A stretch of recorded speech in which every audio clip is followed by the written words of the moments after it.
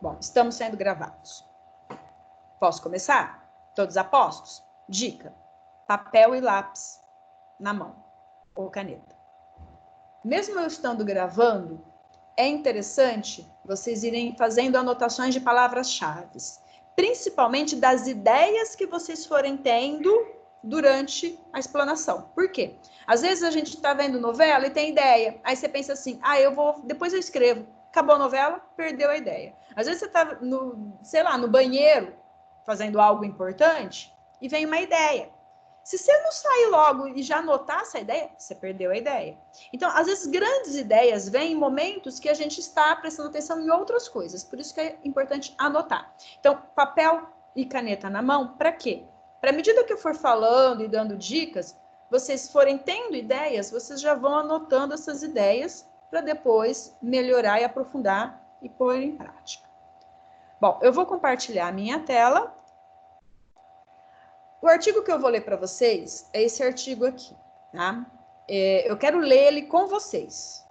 Nós vamos ler ele inteirinho e eu quero que vocês não durmam, tá? Eu quero que vocês prestem atenção para que vocês... Eu vou dar uma aula de TCC agora completa. Tudo que eu falar aqui é o que vocês devem fazer no TCC de vocês, ok? Bom, esse artigo foi publicado no 4º encontro SENAC de Conhecimento Integrado, que foi um congresso. Ele está até aqui na página, depois eu ponho o link para vocês. Na época, eu estava fazendo mestrado. Por que tem mais de um autor aqui, né? Então, tem eu, tem a Maria de Fátima, que era a minha orientadora, e tem a Rosilene, que também era uma professora do mestrado. Durante o mestrado, a gente assiste aulas, algumas obrigatórias e algumas opcionais. A aula da professora Rosilene foi uma opcional, eu escolhi assistir a aula dela. Ela falava muito sobre tecnologias. Embora a minha dissertação de mestrado não envolvesse tecnologias, porque a minha dissertação foi sobre o design de interiores e o ensino, né, do design de interiores, eu assisti... essa aqui, ó, a minha dissertação. A minha dissertação é o papel do ensino técnico na constituição do sujeito. Então, não tem nada a ver com tecnologia. Mas eu gosto de tecnologia. Então, eu assisti a aula da professora Rosilene. Esse artigo não tem nada a ver com a minha dissertação.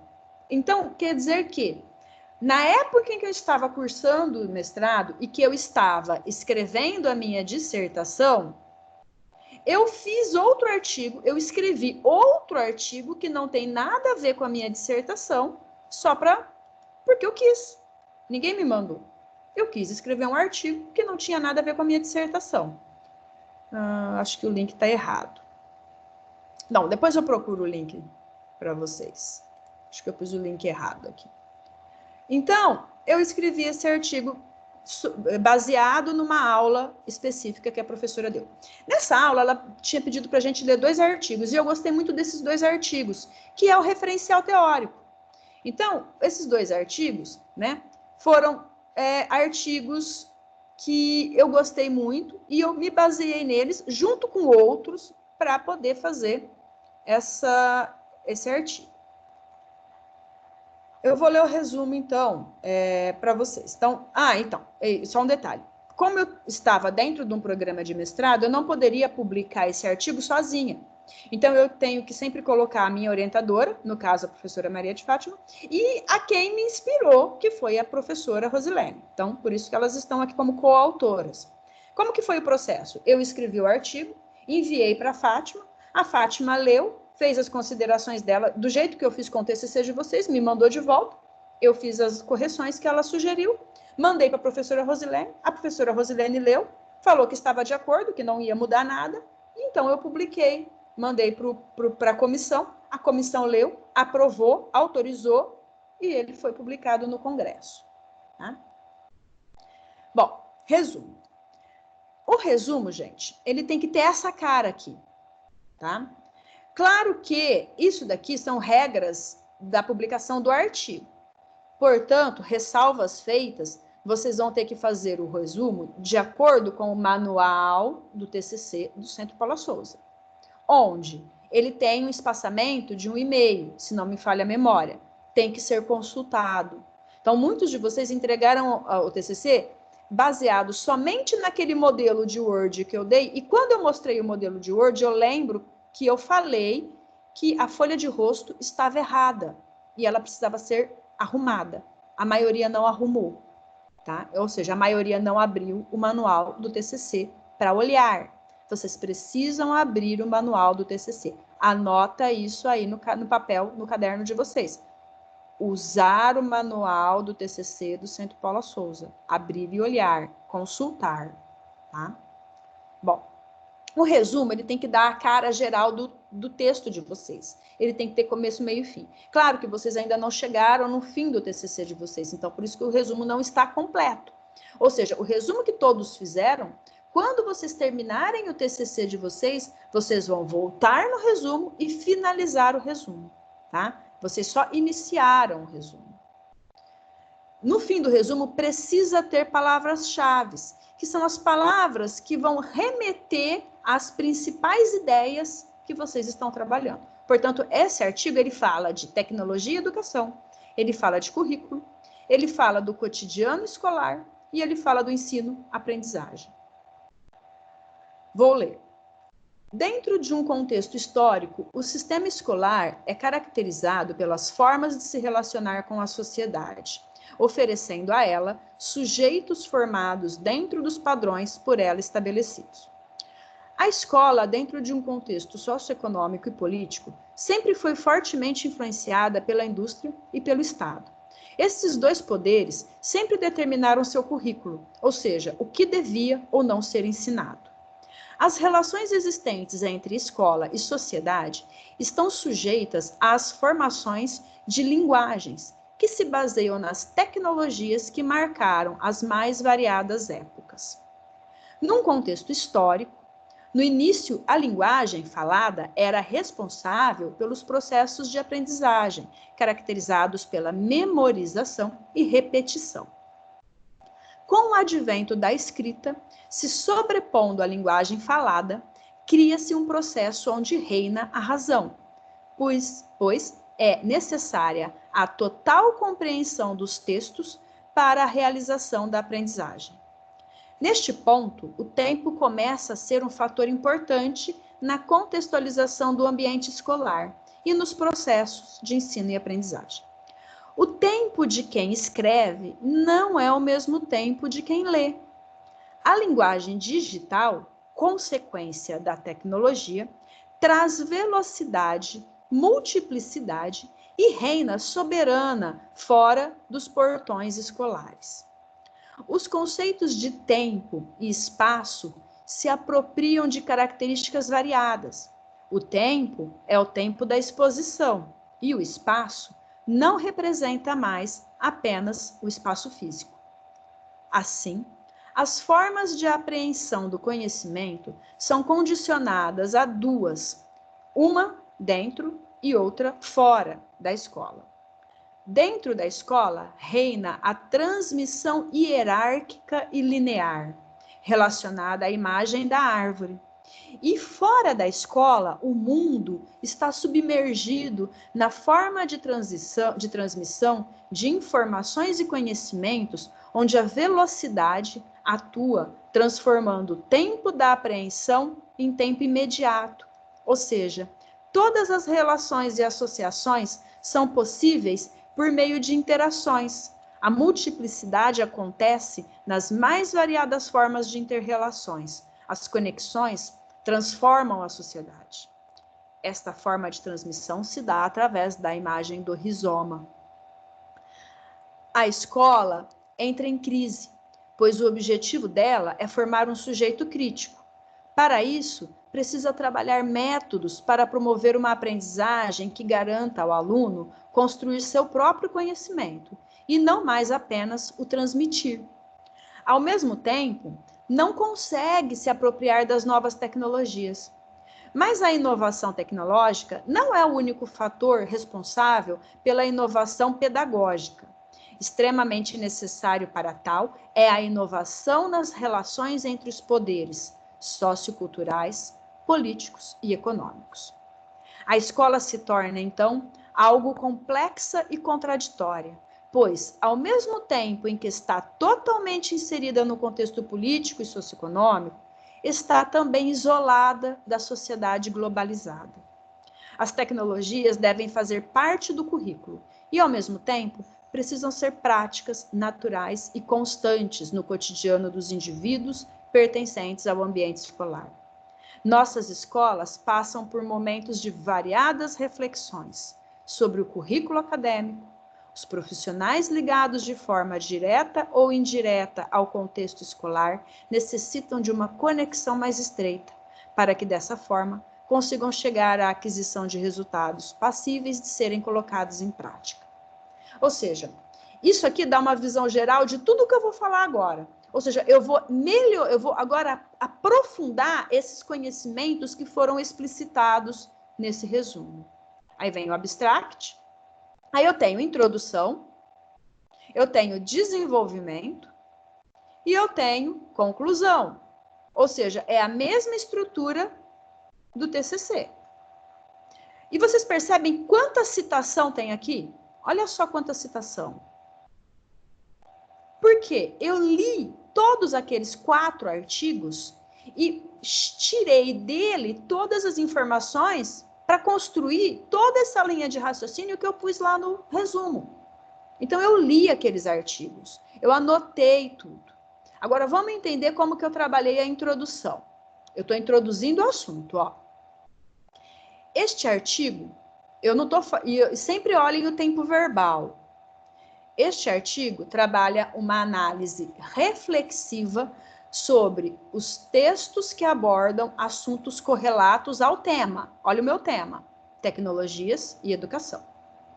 Busca-se com este... Eu não coloquei busco, eu coloquei o tempo, olha. Busca-se com este artigo relacionar alguns pontos que afetam direta e indiretamente o ambiente escolar nos tempos contemporâneos. Ou seja, já estou colocando o meu objetivo aqui. Eu vou buscar uma relação entre os artigos. Os textos aqui citados possuem em comum temas como currículo, cultura e escola, uso das tecnologias no cotidiano escolar, espaços e tempos nos ambientes educacionais, entre outros que serão trabalhados ao longo do desenvolvimento do referido artigo. Tentaremos, terceira pessoa, entender, através dos estudos destes escritos, como estes processos estão presentes no ambiente escolar e no cotidiano dos estudantes. Justificativa. Referencial teórico, ó. Foram selecionados 4 textos para compor esta reflexão, cujos autores são Imenes, 2002, Kensky, 1998, Labrune, 2004, Pestana e Pacheco, 2013. Tudo isso está lá na referência, porque se não tiver na referência eu não posso citar. Os autores destes textos baseiam-se em estudos de teóricos que dão peso às suas reflexões. Continuo no referencial teórico. Porque agora eu vou falar de quem esses caras aqui citam. Ou seja, Levi, eu não li o Levi, mas ele está sendo citado nesses caras aqui. Então, ele faz parte. E eu estou falando que os autores se basearam. Então, ó, os autores desses textos baseiam-se em estudos de teóricos que dão peso às suas reflexões. Alguns deles tornam-se presentes em mais de um texto. Por exemplo, mais de uma pessoa citou Levi.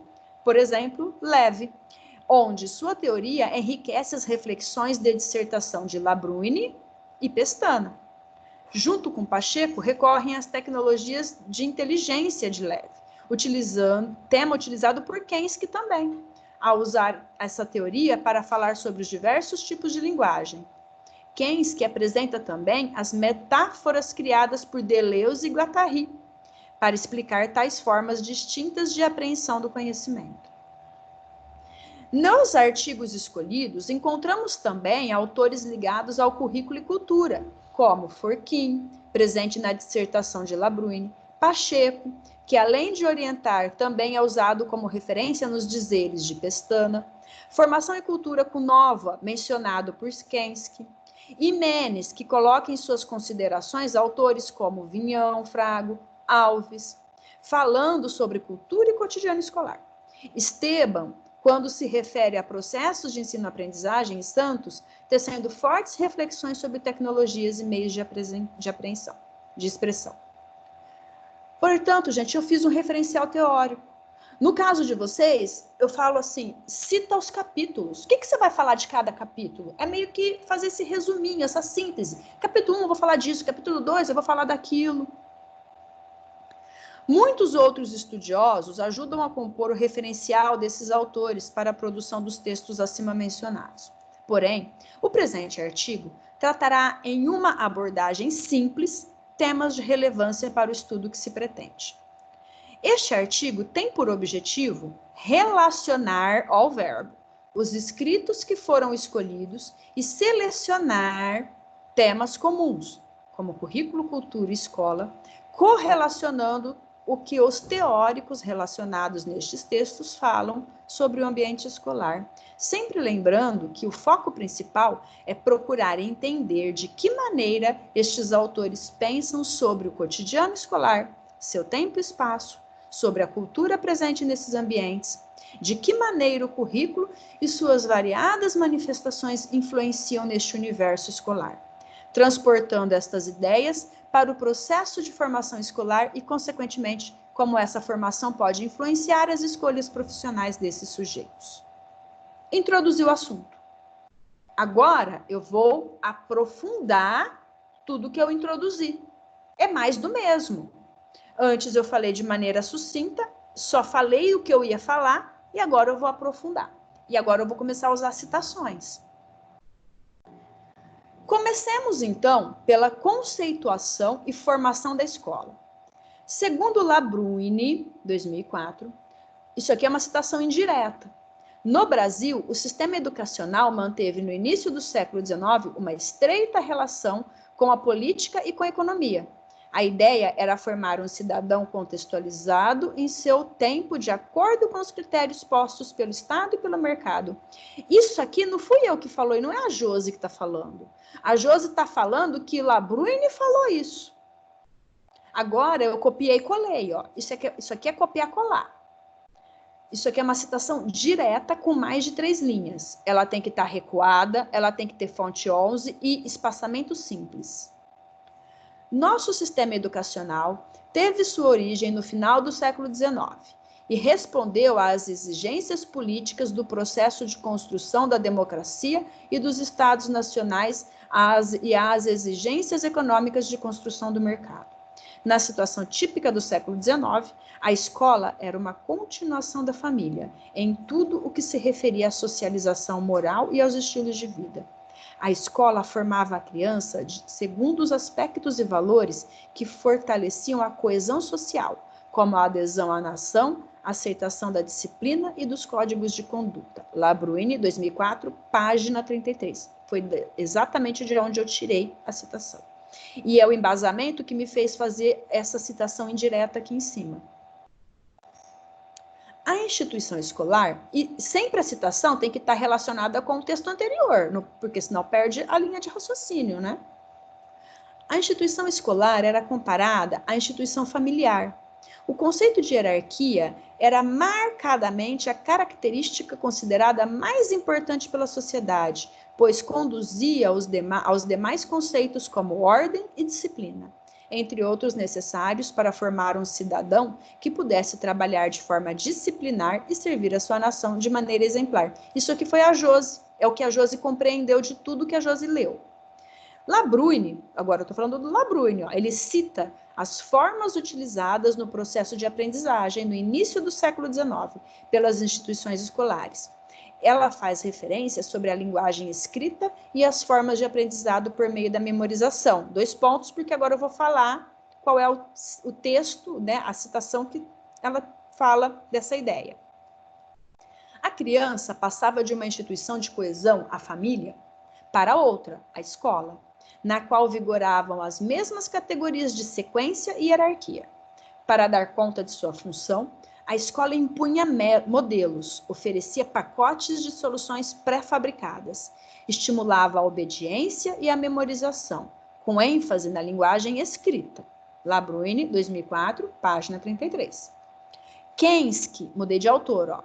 Kensky retoma esse assunto em seu artigo, baseada em Levy, e relaciona as 3 linguagens que constituem o ambiente escolar: a linguagem falada, a linguagem escrita e a linguagem digital.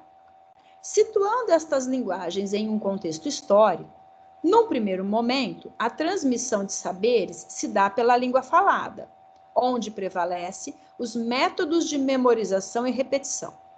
Depois, veio a linguagem escrita, se sobrepondo à falada.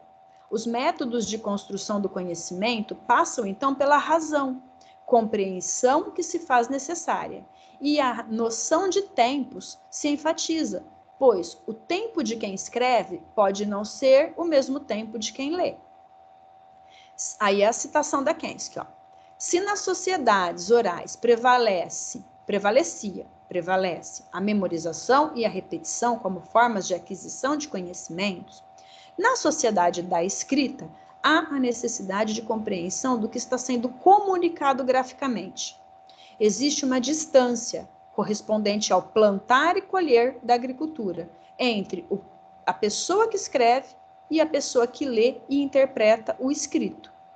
Assim, o tempo na linguagem escrita é mais complexo, pois se caracteriza de diversas formas. O tempo vivido, tempo recuperado na lembrança ou no relato escrito é o tempo perspectivo e espacialmente definido. Kensky, 2098. Percebe que essa citação direta está com aspas, porque ela só tem 3 linhas. E não é colchete, como que chama isso? É colchete. É colchete mesmo, Júlio. É colchete, né? Esse colchete com 3 pontinhos significa que eu peguei a metade da frase. Eu não peguei o começo da frase e eu não peguei o fim da frase. Quer dizer que ela continua. Eu só peguei o que me interessava dessa frase. E como ele tem até 3 linhas, eu não preciso fazer dessa forma aqui. Ela fica no meio do parágrafo e compõe com a minha fala. Então, eu fiz uma fala que tem uma harmonia com a fala da Kensky e pus a página. Então, sobre a conceituação de tempo e espaços, Imenes traça um quadro histórico mostrando as diversas concepções que tiveram ao longo da história. Tempo e espaço na modernidade assumem, então, um caráter de independência e pluralidades. No ambiente escolar, não há um só tempo, mas sim uma variedade de tempos. No cotidiano escolar, por exemplo, temos os tempos vividos, individual e coletivamente, pelos sujeitos envolvidos na trama escolar. Os institucionais, com seus cronogramas e calendários de avaliação e reuniões. Os culturais, que indicam as festas e comemorações tradicionais ou não. Além de tantos outros, como os tempos sociais, políticos e econômicos, que também fazem parte da vida escolar. O tempo da linguagem digital se altera, assim como as formas de transmissão do conhecimento. A velocidade, então, é uma realidade marcante da contemporaneidade. No ambiente escolar, a linguagem digital vem marcada pelas mudanças proporcionadas pelo conceito de inovação tecnológica. O tempo aqui é o tempo da exposição. O espaço não é mais apenas o espaço físico. Podemos estar em todos os lugares sem sairmos do mesmo lugar. Kerkhove, Apud, Kensky. O que significa isso? Que quem leu Kerkhove foi a Kensky, não foi a Josi. A Josi citou Kerkhove porque Kensky também citou. Então, lá no artigo da Kensky, ela fez uma citação direta do Kerkhove. Então, a Josi pegou a citação do Kerkhove, que foi a Kensky que usou. Então, é Apud, Kensky, 1998. Perante as novas tecnologias, o ser humano é conduzido a vivenciar uma experiência de sentidos, descontínuos e, ao mesmo tempo, complexos e variados, pois a amplitude das novas tecnologias nos coloca diante de escolhas de possibilidades variadas de ação e de comunicação. Através de todas as novas formas tecnológicas, somos permanentemente convidados a ver mais, ouvir mais, a sentir mais. Kerkhove, 1997. É a Kensky que tá, é o artigo da Kensky, ó. A tecnologia digital rompe com a narrativa contínua e sequencial das imagens e textos descritos e se apresenta como um fenômeno descontínuo. Kerkhove, 97, Apud, Kensky, 98, página 6364. Ou seja, se vocês pegarem esse artigo da Kensky que está na internet e está lá na referência, vocês vão ver qual é a página e se vocês forem lá, vocês vão ler ele do jeitinho que está aqui. Nas falas da autora, agora é a Josi, ó, fazendo uma análise de tudo que a Josi copiou e colou. Nas falas da autora, fica claro que diante dessas mudanças, não podemos ser neutros diante das tecnologias que modificam as formas de relacionamentos, consequentemente, transformam as maneiras de ensinar. É a Josi que está falando isso. É a Josi que falou que a gente não pode ficar neutro perante tudo isso. A palavra inovação tecnológica ganha campo, porém, de maneira errônea. Muitos atribuem à tecnologia a responsabilidade do sucesso ou fracasso do processo de ensino-aprendizagem. Quem está falando isso é o Pacheco, ó, é o Pestânio Pacheco. Ele é que está falando que não é a tecnologia responsável pelo fracasso ou sucesso do ensino-aprendizagem. Aí eu ponho a citação deles, ó. A tecnologia por si só não é inovação, podendo resultar em constrangimento ou servir para fazer mais do mesmo, porque inovação e tecnologia são coisas diferentes. Imenes enfatiza que o tecnicismo não garante a solução dos inúmeros e profundos problemas da educação. Imenes, página 122. Nos estudos que teceu sobre o cotidiano escolar, Imenes deixa claro que as tecnologias em si não garantem suposta qualidade ao processo pedagógico. É por meio dos usos das múltiplas maneiras que os sujeitos em seu cotidiano a utilizam, enfim, do que fazer com, que se pode fazer dela um instrumento que crie possibilidades de reconhecer e validar a presença da diversidade, da pluralidade, da multiplicidade, dos diálogos estabelecidos pelos alunos e professores, na e com vivência, e o que não a coloca como único meio de obter a qualidade na educação escolar. Porque o que acontece aqui? Muitos falam que o sucesso é o computador. Não é. É a maneira de utilizar o computador, digamos assim. De acordo com Pestana, em sua pesquisa, a inovação só faz sentido se o seu conceito estiver presente em vários âmbitos do contexto escolar, como exemplo, nas práticas curriculares, incluindo as de natureza administrativa ligadas à gestão e suas formas de realização, as de natureza curricular, relacionadas com o conteúdo do processo educacional, e as de natureza pedagógica, circunscritas ao espaço relacional da formação. Tá acabando, tá, gente? Na escola da contemporaneidade, cabe uma outra reflexão. Nos escritos de Kensky, 98, são abordados os conceitos de aprendizagem criados por Deleuze e Guattari, 95. Então, eu estou falando aqui que Kensky leu Deleuze e Guattari em 1000 Platôs, que foi o livro que eles escreveram, onde se serviram de metáforas para explicar duas formas de apreensão do conhecimento, o da árvore e do rizoma. Gente, eu fiquei apaixonada nesse artigo. Leiam, ele é muito bom. Percebemos que nossos alunos vivenciam dois mundos que não se interconectam, pois a escola oferece uma estrutura curricular, onde a forma de transmissão de conhecimento é baseada na metáfora da árvore, como coloca Kensky em seu artigo.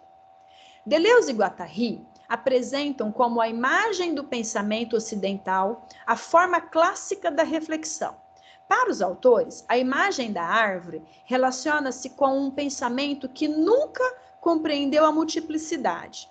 Ele necessita de uma forte unidade principal, unidade que é suposta para chegar a 2, 3, 4, 5, mas sempre com a condição de dispor de uma forte unidade principal, a do pivô que suporta as raízes secundárias. Estes sistemas arborescentes de compreensão são sistemas hierárquicos. A linearidade desses sistemas arborescentes de pensamento exclui qualquer possibilidade de se atingir a multiplicidade. A forma de transmissão rizomática está presente no mundo fora da escola, no cotidiano dos nossos alunos. O conhecimento rizomático teria como características os princípios de conexão e de heterogeneidade. Não existe um ponto central, escalas de importância ou tipologia ideal. Todos os tipos de associações são possíveis de serem realizados através das interações. Outra característica do rizoma é a sua multiplicidade. No rizoma não existem pontos ou posições definidas, mas somente linhas interconectadas, planas, em que se interrelacionam as mais variadas possibilidades. Acontecimentos vividos, determinações históricas, conceitos pensados, indivíduos, grupos, formações sociais. Outro princípio apontado por Deleuze e Guattari para o rizoma é o de ruptura, asignificante. Uma ideia, um conceito ou saber zelosamente repetido no tronco de uma ciência específica pode assim ser retomando em outra área, ressignificando e conectado a outras concepções que satisfaçam as necessidades momentâneas de conceitualização. Isso vai ficar complicado de vocês entenderem, porque vocês não leram o artigo. Mas eu estou fazendo aqui apenas um resumo para dar base nessa relação de que dentro da escola o conhecimento é linear e hierárquico, e fora da escola, dentro do mundo globalizado, vocês têm conhecimentos vindo de tudo quanto é lado, como um rizoma, tá? Tá acabando, tá, gente? Eu já vou chegar na conclusão.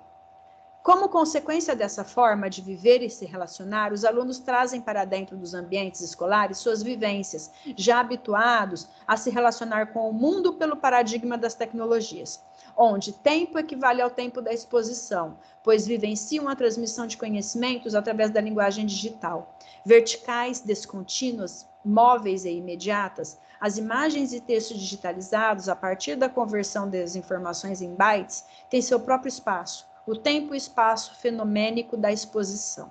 Kensky. Isso daqui foi uma citação indireta com uma citação direta de 3 linhas, ó, separados pelas aspas. Onde estão as formas de construção de conhecimento, se dão de formas ramificadas, interconectadas, espaços não mais delimitados pela arquitetura escolar. Eu vou passar aqui, eu vou deixar para depois vocês lerem, já vou direto para a conclusão, tá? O que nos instiga a esta reflexão é a possibilidade de podermos analisar como trabalhar curricularmente as constantes inovações tecnológicas. O currículo, nesse aspecto, passa a ser algo que deve estar em constante atualização. Isso é a Josi concluindo. Como foi dito por Pestana, o termo inovação não deve ser pensado apenas no sentido tecnicista. Ela também não deve ser procurada nas reformas curriculares, de modo isolado. Inovação tecnológica deve ser trabalhada de forma coletiva, porque, segundo Imenes, a tecnologia entra na escola como uma prática solidária, pois inovação só se dá realmente quando os sujeitos se apropriam da mesma e colocando em seus usos diários, como os nossos alunos já fazem. A tecnologia deve ser pensada em 2 momentos, que devem se mesclar para tornarem-se práticas cotidianas. Estes momentos são o momento curricular, com a inserção das tecnologias em suas consequentes formas de construção de conhecimento, e o momento das práticas e usos, professores e alunos construindo o conhecimento e se apropriando da tecnologia de novas formas que se dão no processo de ensino-aprendizagem. Isso é a Josi concluindo. É fato dizermos que nada está findado. Ao contrário, demonstra-se por meio deste que muitas pesquisas e reflexões sobre estes complexos temas precisam ser mais amplamente trabalhados. Nossas escolas passam por momentos de várias reflexões sobre o currículo acadêmico, os profissionais ligados de forma direta ou indireta ao contexto escolar necessitam de uma conexão mais estreita, para que dessa forma consigam chegar à aquisição de resultados passíveis de serem colocados em prática. Então a Josi concluiu. Aí vem as referências. Então a Josi leu esses 4 artigos para falar, eu quero ler mais sobre Deleuze e Guattari. Então eu vou pegar a Kensky, tá? E vou ler mais sobre a Kensky. Onde? Né? Dentro como eu não coloquei aqui o acesso em, porque não é digital, vocês podem pegar o texto e procurar. Só que alguns, no caso de vocês vão colocar acesso on. Então, vocês vão ter o link, né, para pesquisar. Quando o Senac publicou, deu aqui um problema aqui de formatação, acabou vindo para a página de baixo, ó. Mas isso não acontece, tá? Em outros tipos de revistas. O que vocês acharam? O que eu quero? É que vocês entendam como que uma monografia, como que um TCC deve ser escrito. Então, em momento algum, eu peguei a fala de Kensky ou de Pacheco e falei que era minha. A todo momento, eu estava o tempo todo lembrando. Foi Kensky que falou isso. Foi Pacheco que falou isso. Foi a Kensky que leu Deleuze e Guattari e falou isso. Então, qual que é o papel do aluno ou do pesquisador? É costurar. É costurar tudo isso que ele leu para fazer um texto coeso, com sentido. Então, a coisa mais fácil do mundo é fazer TCC. Por que é a coisa mais fácil do mundo fazer TCC? Porque eu só vou ler os caras e pegar os caras e juntar os caras. E falar que foi os caras que falou aquilo tudo. Eu não estou criando nada. Eu não estou inovando. Eu não estou inventando nada. Eu estou apenas lendo os caras e juntando eles para fazer um texto coeso. É costurar uma colcha de retalhos. Só que para eu costurar essa colcha de retalhos, eu preciso ler eles, entender o que eles falam e relacionar eles com a minha ideia. Porque a Josi tem uma ideia. A Josi teve uma ideia para fazer aquele artigo. Qual que era a ideia da Josi? Era falar que a escola ela está desconexa do mundo global. A escola ainda está dentro do modelo tecnicista, onde a família era a primeira instituição e a escola imitava a família. Então, eu tinha que manter os mesmos padrões familiares de hierarquia, de obediência, de disciplina, onde o professor é magnânimo e ele transmite o conhecimento e o aluno só vai memorizar aquilo pela repetição. E ponto final. Agora, a escola ela está passando por um momento conflitante. Por quê? Estruturalmente, ela mantém essa linha de raciocínio. Porém, ela quer produzir um ser crítico. Ela quer produzir um aluno crítico, um aluno que construa o seu conhecimento. Só que ela não trabalha estruturalmente para isso. Ela não consegue trabalhar a imagem do rizoma, onde ela tem várias conexões, onde ela tem um conhecimento múltiplo que a tecnologia proporciona por conta das inovações, e ela tem esse conflito. Ou seja, eu quero produzir um aluno crítico, eu quero trabalhar a inovação tecnológica dentro da escola, mas eu não consigo, porque eu ainda tenho uma escola tecnicista, onde eu tenho uma lousa, um professor e um monte de carteira voltada para aquela lousa e o aluno tem que ficar sentado ouvindo o professor falar. Então ela está vivendo uma complexidade, ela está vivendo uma contradição e por isso a frustração e o fracasso. Por isso que muitos professores não conseguem trabalhar o que se propõe no currículo que o banco do BNG pede. Então, existe todo um processo social, político, pedagógico de complexidades que não deixam que a escola cumpra o papel de alguém tecnologicamente inovadora, onde eu me apropriei de tudo isso e consigo fazer com que os meus alunos construam o seu conhecimento, e eu não sou mais uma professora, eu sou uma mediadora, onde eu vou orientar os meus alunos a, de forma múltipla, trabalhar e construir e procurar esse conhecimento e se tornar um ser crítico, proativo em tudo que se propõe. Acho que eu falei demais, né? 8h20. Agora eu queria ouvir vocês. Foi pesado? Anos 88, lá. Foi pesado? Desculpa. O que vocês acharam? Que eu não sei de onde vem tanta informação. Leitura. Por isso que tem que ler. Um TCC não se faz sem leitura. Então, quem não leu, não vai ter um bom TCC. Por isso que precisa de referencial teórico. Vocês viram, eu peguei 4 artigos. Todas aquelas informações eu tirei de 4 artigos. Mas 4 artigos de peso. 4 autores bons, do Google acadêmico, e não do Google normal, não da revista Veja. Eu peguei de revistas científicas. E esses 4 autores, eles falam de mais autores. Entendeu? E aí eu juntei. Então, por exemplo, quando eu falei para o Juan, pega 2...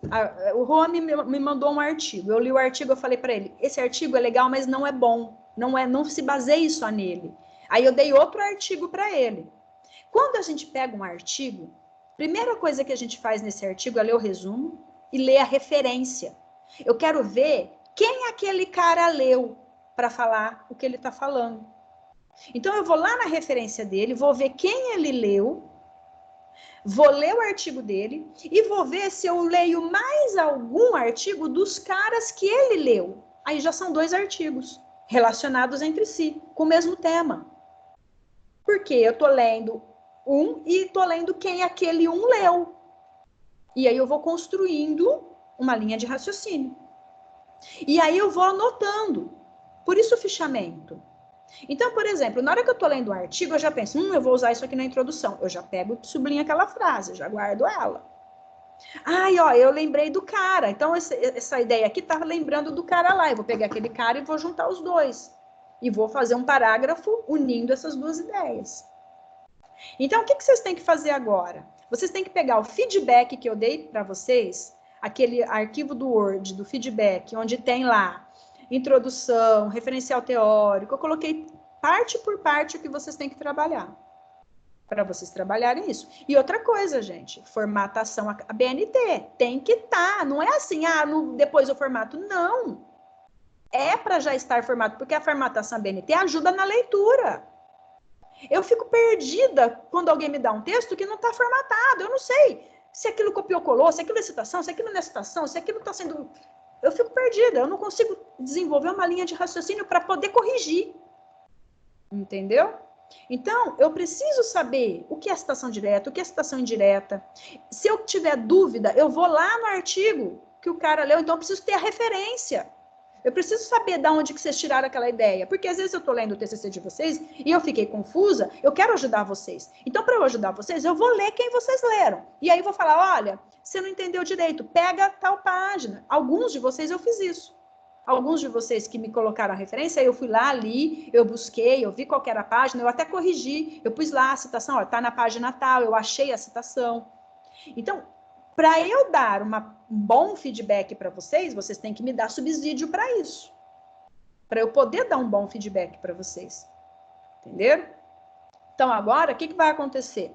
Vocês vão pegar isso tudo que eu falei, levar para os artigos que vocês escolheram para vocês lerem e tirar desses artigos as informações para compor o TCC de vocês. E volto a dizer, eu não quero um TCC de 50 páginas, 100 páginas, não é para encher linguiça. Eu quero sucinto, mas bem escrito. Eu quero 7 páginas, 10 páginas, mas bem escritas. Eu não quero 20 páginas de linguiça. Eu não quero capítulo que não tem nada a ver com o tema.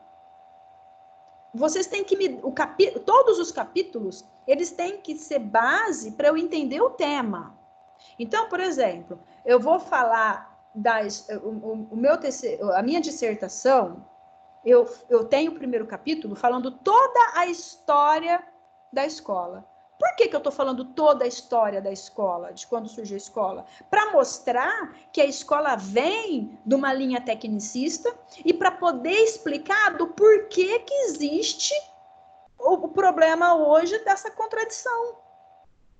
E aí, depois eu faço um capítulo falando só do design de interiores. Quando que surgiu o curso? Para poder falar dos meus alunos egressos, para poder falar que eles entraram na arquitetura, para poder chegar no ponto culminante, que é o que o curso de design agregou neles, para eles quererem fazer arquitetura, e o que eles conseguiram tirar de subsídio de tudo isso. E aí eu fiz entrevistas para entender o porquê de tudo isso e correlacionei, que foi o meu levantamento de dados. E aí eu fiz a conclusão. Então, o que eu quero? Introdução, desenvolvimento, conclusão. Desenvolvimento são os capítulos. Introdução é o que vocês me entregaram o semestre passado. Tema, problema. Um monte de gente me entregou a introdução sem nada. Sem tema, sem problema, sem objetivo. Sendo que vocês já fizeram isso. Era só colocar. Formatado. Já estava pronto. E aí eu fiquei perdida. Porque eu não lembrava. Aí eu falava assim, meu Deus, o que era mesmo? Aí eu fui lá na entrega do semestre passado para ler a introdução, para tentar manter minha linha de raciocínio, para poder ler a continuidade. Tá? Vocês precisam ler. A maioria dos TCCs estão muito bons. Eu até andei pesquisando revistas científicas para vocês publicarem os artigos de vocês, os TCCs de vocês, porque são temas muito bons, todos os temas de vocês, todos são bons, basta que vocês saibam explorar eles e não cometam plágios. Não copiem e colem textos sem colocar referência. Então, toda vez que eu coloquei lá referenciar, fonte, citar, tanto nos arquivos em Word eu fiz lá os balõezinhos, quanto nos arquivos em PDF eu fiz os balõezinhos também, tá? Confesso que do Word foi mais fácil. Então, assim, a próxima vez que vocês forem me entregar, entreguem todos em Word, que é mais fácil para eu corrigir. Então, quem me entregou em Word, algumas coisas eu até corrigi no próprio texto, risquei, escrevi, algumas frases eu mesma reelaborei no próprio texto, tá? Ficou mais fácil para eu fazer isso. Então, tentem trabalhar dessa forma, uma visão mais enxuta do tema de vocês e o que vocês querem com esse tema. É sempre pensando assim, o que eu quero com isso? Qual que é o meu objetivo principal? E o meu projeto é a resposta para o meu objetivo. Tá? E verbos. Eu coloquei lá em dicas de TCC, os verbos, para vocês reverem os objetivos e colocar nos verbos corretos. Tá? Tudo bem? Eu sei que agora eu metralhei todo mundo, mas eu metralhei com amor, tá? Pessoal, tá aí ainda? É horrível falar pelo computador. A gente não tá vendo a cara de vocês, a gente não tá vendo se vocês estão chorando, a gente não tá vendo se vocês estão infartando, a gente não tá vendo qual é a reação de vocês. O coração acelera, mas vai dar certo. Eu tô aqui, professora. Nós estamos no caminho certo, essa é a questão. Então sim. Eu acredito que eu tô sobrevivendo. Oi? Não entendi. Quem cala consente, professor. Então tá bom. Mas vocês estão aí, tá todo mundo bem, tá? Ninguém infartou, ninguém teve taquicardia. Só acho que depois do TCC eu vou ter que procurar um psicólogo. Ou um psicólogo, talvez. Isso é normal. Eu tava lendo aqui as ideias e eu tava imaginando você chegar na 988. Gente, ó, eu quando terminei minha dissertação, eu fiz o meu mestrado demorou 2 anos. Não vou falar do mestrado, não vou falar da faculdade mesmo, da arquitetura. O meu TCC, gente, foi 1 ano, foi 6 meses, os primeiros 6 meses é só livro, é só texto, e os segundos 6 meses, né, o segundo semestre, é só projeto. Todo mundo sofre, Nada é fácil. Se for fácil, alguma coisa está errada. Você não está fazendo isso direito. Ele tem que ser difícil. Ele tem que ser sofrido. Se você não tem esse sofrimento, você não tem o mérito.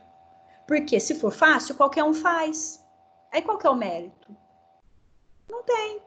Agora, porque é difícil, porque ele é exaustivo, é que ele tem o mérito. É um TCC, meu.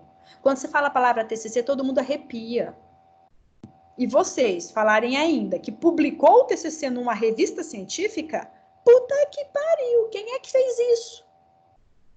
Até hoje eu não conheço um aluno que fez isso. Conheço assim de faculdade, por conta de iniciação científica, mas de ensino técnico são raríssimos. E os TCCs de vocês são bons, são muito bons, são temas muito bons. Bastam que vocês se dediquem com leitura e escrita. São tempos diferentes, como eu falei lá no artigo. O tempo da leitura é diferente do tempo da escrita. Gente, eu vou ser sincera com vocês. Teve dia que eu fiquei o dia inteiro para escrever uma página. Uma página. Teve dia que eu fiquei das 8 da manhã até a noite para escrever uma página. Aí eu ficava assim, meu Deus, o dia inteiro eu só escrevi uma página, não estou produzindo. Aí dava aquele desespero, normal. Só que foi uma página bem escrita. Mas por que eu demorei o dia inteiro? Porque para escrever essa uma página, eu peguei um livro, eu peguei outro livro, eu reli, não, isso não tá bom. Aí eu peguei outro livro, aí eu pus outra citação, aí eu peguei outro, ah, nossa, essa citação tá ruim, tirei aquela citação, peguei outro livro. Eu tinha a minha mesa com um monte de livro, internet com 50 artigos abertos. Por isso que eu demorava para escrever uma página. Entendeu? Agora, vocês não precisam ter todo esse rigor. Não precisam. Basta que vocês... É simples, é não cometer plágio. É só isso. Não copiar, colar. Ponto. Fez isso, já está 80% do caminho andado. O restante é costurar. Eu vou pegar os artigos e vou costurar. Ou seja, eu vou dar uma coesão, um texto com sentido para tudo que eu li. Tá? E o projeto vem como uma resposta para aquele objetivo que vocês estipularam, aquele objetivo inicial. E depois conclui. A conclusão é o fechamento. É aquilo que vocês entenderam, é aquilo que vocês tiraram de proveito, é se o projeto ficou bom ou não, é se o projeto ficou contento, se o projeto realmente respondeu o objetivo. É a conclusão. Tá? Alguma pergunta, pessoal? Josi, eu posso postar minha parte separada para você ler depois? Não, eu quero tudo junto. Ah. Não adianta separado, porque separado continua o Frankenstein. Aí vai ficar pior, porque aí eu não vou entender o contexto. Porque o artigo, o TCC, ele tem que ser uma peça única. Mesmo vocês fazendo separadamente, vocês têm que juntar eles. Então, por exemplo, vocês definiram quem vai escrever o quê? Vocês escrevam. Alguém vai juntar isso. Alguém tem que juntar isso. Quando esse alguém juntar, esse alguém tem que mandar para os outros lerem e fazer como eu fiz. Cada um vai ler e vai corrigir, vai fazer balãozinho, vai riscar, o outro vai ler, e aí alguém vai ficar responsável por receber essa correção e colocar em prática. E aí volta de novo para os outros lerem. Então, é assim que se trabalha. Do mesmo jeito que vocês me mandaram para eu ler e corrigir, vocês têm que fazer isso entre vocês. Ler, corrigir, mandar. Ler, corrigir, mandar.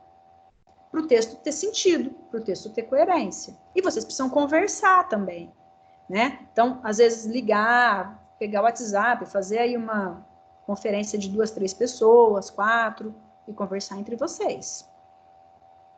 Mas, de um contexto geral, vocês viram lá os feedbacks. Eu acho que o feedback deu para clarear a visão de vocês, não deu? O que vocês acharam daquele método que eu utilizei do feedback? Do Word, que eu pus todas as orientações no próprio Word e fiz uma outra ficha com cada etapa e um resuminho, uma síntese do que vocês fizeram. Ficou claro?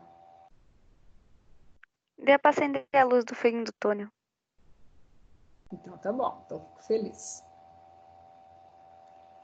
Tudo bem? Tranquilos? Então, por que eu falei hoje? Bom, deixa eu encerrar aqui a reunião. Deixa eu parar de gravar. Peraí.